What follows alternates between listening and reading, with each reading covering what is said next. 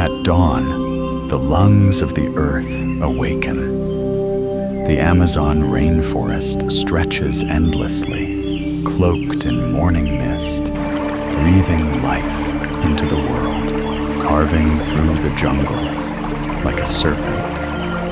The Amazon River carries stories centuries old, ancient, winding, eternal.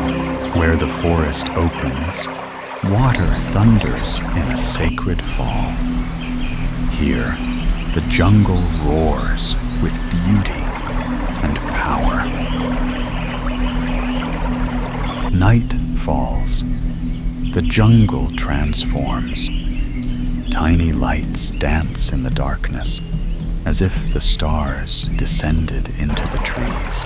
In a carved canoe, a lone traveler drifts through the mist, a silent bond between humanity and the forest, ancient, sacred, unbroken.